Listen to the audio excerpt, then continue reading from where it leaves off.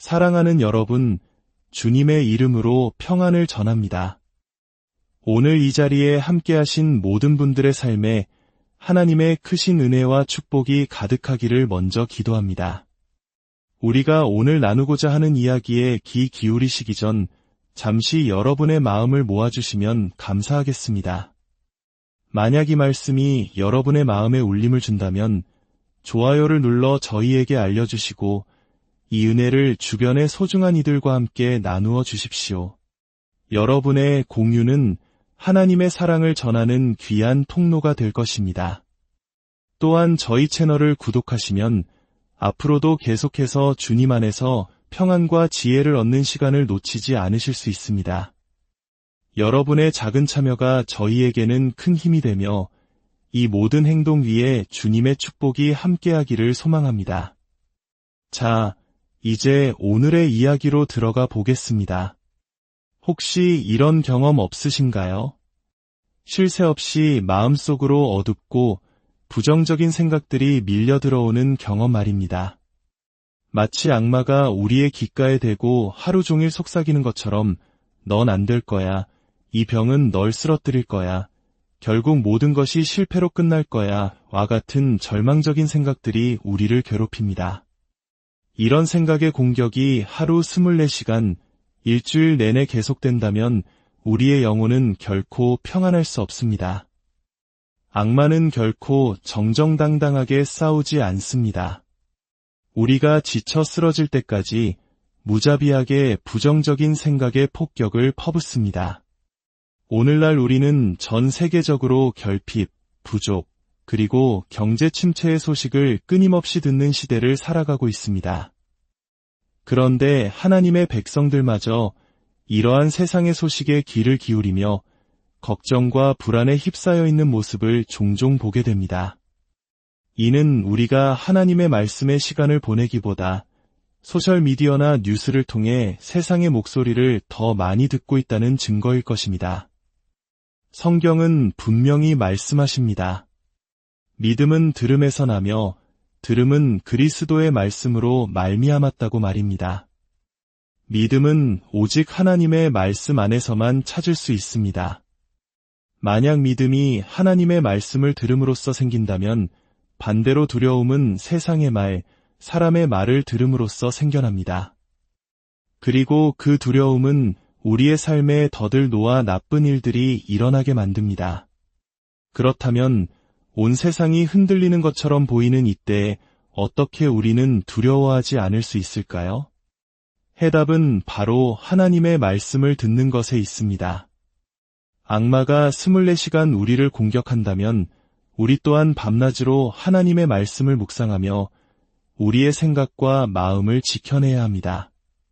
들은 말씀을 조용히 되뇌고 그 의미를 깊이 새기는 것입니다. 이것이 바로 영적 전쟁에서 승리하는 비결입니다. 성경에서 가장 부유했던 왕 솔로몬의 이야기를 통해 우리는 하나님의 지혜가 얼마나 강력한지 엿볼 수 있습니다. 젊은 나이에 아버지 다윗의 뒤를 이어 왕이 된 솔로몬은 막중한 책임감에 어깨가 무거웠습니다. 어느 날 밤 하나님께서 그의 꿈에 나타나 물으셨습니다. 내가 내게 무엇을 줄고 너는 구하라. 이때 솔로몬은 무엇을 구했을까요? 그는 이렇게 대답했습니다. 주의 종에게 듣는 마음을 주사 주의 백성을 재판하여 선악을 분별하게 하옵소서. 이 많은 주의 백성을 누가 능히 재판할 수 있겠나이까? 솔로몬이 부나 명예 혹은 원수의 생명을 구하지 않고 오직 백성을 잘 다스릴 지혜, 즉 듣는 마음과 분별력을 구한 것은 하나님을 매우 기쁘시게 했습니다.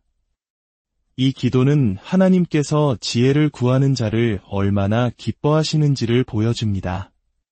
우리가 구해야 할 것은 세상의 지혜가 아닌 바로 하나님으로부터 오는 지혜입니다. 야고보서에서는 이로부터 난 지혜는 첫째 성결하고 다음에 화평하고 관용하고 양순하며 긍휼과 선한 열매가 가득하다고 말씀합니다. 이 지혜는 우리 삶의 모든 영역에서 성공과 형통을 가져다 줍니다. 잠언 3장은 지혜를 두 손을 가진 여인으로 묘사합니다. 그의 오른손에는 장수가 있고 그의 왼손에는 부귀가 있나니 그의 길은 즐거운 길이요 그의 지름길은 다 평강이니라. 주목할 점은 더 중요하고 우선시되는 오른손에는 장수, 즉 건강과 평안, 온전함이 있다는 것입니다. 그리고 왼손에는 부귀가 있습니다. 이는 하나님께서 우리의 건강과 평안을 물질적인 풍요보다 더 중요하게 여기신다는 뜻입니다. 지혜를 끌어안을 때 우리는 이 모든 것을 얻게 됩니다. 마치 사랑하는 아내를 껴안을 때 그녀의 두 팔이 당신의 등 뒤에서 당신을 지지해주는 것과 같습니다. 우리는 부나 건강을 쫓는 것이 아니라 지혜 그 자체이신 하나님을 쫓아야 합니다.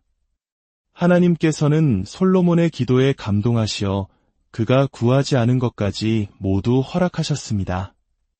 하나님은 말씀하셨습니다. 내가 이것을 구하고 자기를 위하여 장수하기를 구하지 아니하며 부도 구하지 아니하며 자기 원수의 생명도 멸하기도 구하지 아니하고 오직 송사를 듣고 분별하는 지혜를 구하였으니 내가 내 말대로 하여 내게 지혜롭고 총명한 마음을 주노니 내 앞에도 너와 같은 자가 없었거니와 내 뒤에도 너와 같은 자가 일어남이 없으리라. 내가 구하지 아니한 부귀와 영광도 내게 주노니 내 평생의 왕들 중에 너와 같은 자가 없을 것이라. 하나님께서는 지혜를 구한 그 밤에 이미 부귀와 영광을 주셨습니다. 그러나 장수, 즉 건강에 대해서는 한 가지 조건을 붙이셨습니다. 내가 만일 내 아버지 다윗이 행함같이 내 길로 행하며 내 법도와 명령을 지키면 내가 또 내 날을 길게 하리라. 이것은 우리에게 중요한 교훈을 줍니다. 하나님의 길을 걷고 그분의 말씀을 지킬 때 우리의 삶에 건강과 장수의 복이 임한다는 것입니다. 그리고 지혜를 얻는 또 다른 중요한 방법은 바로 하나님의 말씀을 끊임없이 묵상하는 것입니다. 솔로몬이 지혜를 얻은 후 가장 먼저 한 행동은 무엇이었을까요? 그는 잠에서 깨어나 예루살렘으로 가서 주님의 언약궤 앞에 서서 번제와 화목제를 드리고 모든 신하들을 위해 잔치를 베풀었습니다. 지혜를 받은 자의 첫 번째 특징은 바로 주님의 임재를 사모하고 우리 주 예수 그리스도를 가장 귀하게 여기는 것입니다. 동방의 박사들이 아기 예수를 찾아 경배했듯 오늘날에도 지혜로운 자들은 항상 주님을 찾습니다. 또한 지혜로운 사람은 겸손해져서 주변의 조언을 구할 수 있는 사람들을 둡니다. 오늘날 세대는 나를 가르치려 들지 마세요. 내가 알아서 할게요 라고 말하는 경향이 있습니다. 그러나 성경은 명백히 말씀합니다. 면책은 숨은 사랑보다 낫다고 말입니다. 진정으로 당신을 사랑하는 사람은 당신이 잘못된 길로 갈 때 바로잡아 줄 것입니다. 시편 한 편은 이렇게 시작합니다. 복 있는 사람은 악인들의 꾀를 따르지 아니하며 악인들에게도 그들 나름의 꾀, 즉 조언이 있다는 것을 기억해야 합니다. 그러나 우리는 하나님의 영으로 충만하지 않은 자들의 조언을 경계해야 합니다. 중요한 결정을 내리기 전 반드시 영적으로 신뢰할 수 있는 사람, 여러분의 목사님이나 리더에게 조언을 구하십시오. 그들 안에 있는 하나님의 지혜에 귀를 기울이는 것이 중요합니다.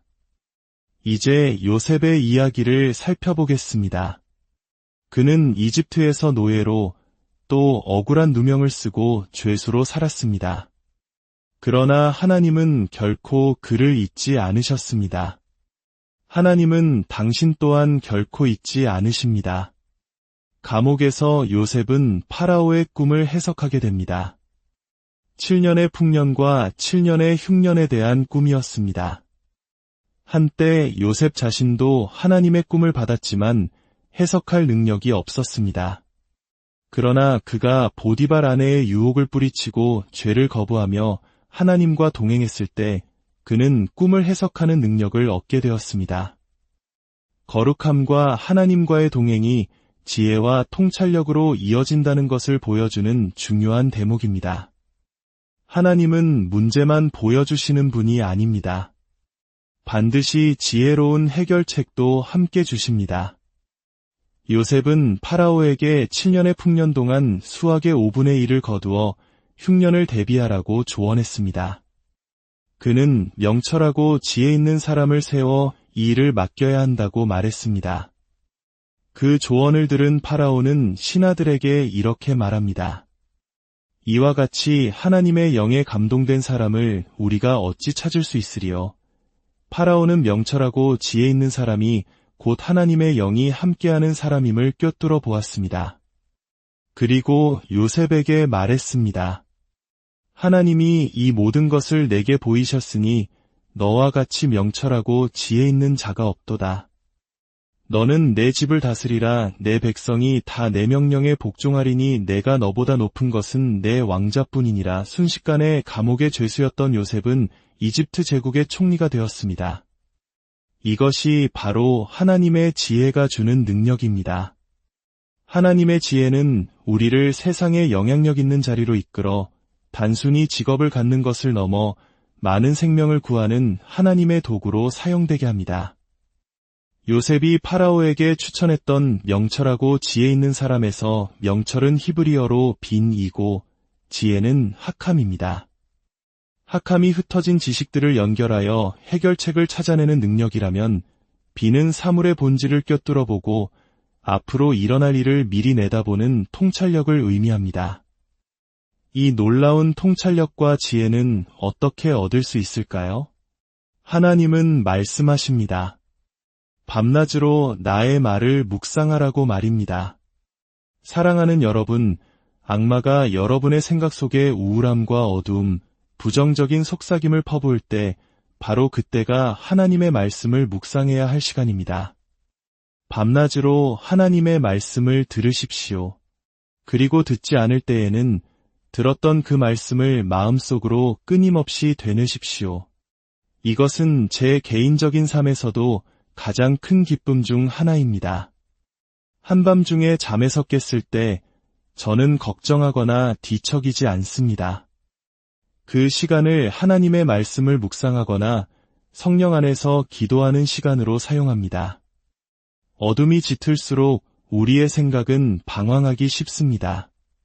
그러나 바로 그 순간 우리의 마음을 하나님의 말씀에 집중시켜야 합니다. 말씀을 중얼거리며 묵상하는 것은 우리의 마음을 다스리고 집중력을 높이는 데 큰 도움이 됩니다.